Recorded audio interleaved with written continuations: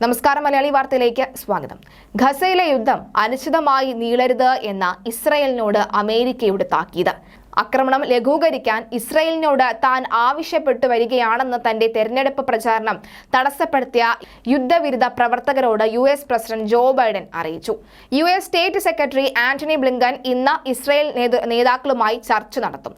അതിനിടെ മുതിർന്ന കമാൻഡർ കൊല്ലപ്പെട്ടതോടെ ഇസ്രായേലിന് നേർക്ക് ആക്രമണം കടുപ്പിച്ചിരിക്കുകയാണ് ഹിസ്ബുള്ള. വടക്കൻ ഗസയിൽ നിന്ന് ഇസ്രായേൽ പ്രദേശങ്ങളിലേക്ക് റോക്കറ്റ് വർഷം നടന്നു.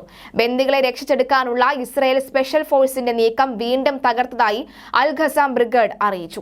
വെസ്റ്റ് ബാങ്കിലെ തുൽക്കറയിൽ 3 ഫലസ്തീൻ പോരാളികളെ ഇസ്രായേൽ വധിച്ചു. ഗസയിൽ പരമാവധി നേരത്തെ യുദ്ധത്തിന് അറുതി വരുത്തണമെന്ന ബൈഡൻ ഭരണകൂടത്തിന്റെ തീരുമാനം US state secretary Antony Blinken ഇന്ന് ഇസ്രായേൽ നേതാക്കളെ അറിയിക്കുമെന്ന് അമേരിക്കൻ മാധ്യമങ്ങൾ റിപ്പോർട്ട് ചെയ്തു. സൗത്ത് കരോലിയനിൽ ബൈഡന്റെ തെരഞ്ഞെടുപ്പ് പ്രചാരണ ഗസ അനുകൂലികളായ ജനങ്ങൾ ഇന്നലെ രാത്രി തടസ്സപ്പെടുത്തി.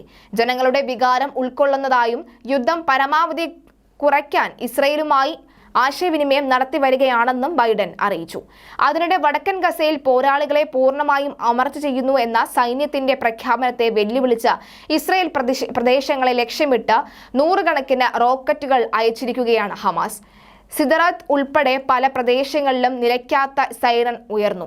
സൈനിക സംവിധാനങ്ങൾ തകർത്തെങ്കിലും വടക്കൻ ഗസയിൽ പോരാളികളെ തങ്ങൾക്ക് നേരിടേണ്ടി വരുന്നതായി സൈനിക വക്താവ് അറിയിച്ചു. തുരങ്കങ്ങളുമായി ബന്ധിപ്പിച്ച് ഹമാസിന്റെ ആയുധ ഫാക്ടറികൾ പ്രവർത്തിക്കുന്നതായും സൈനിക വക്താവ് ആവർത്തിച്ചു.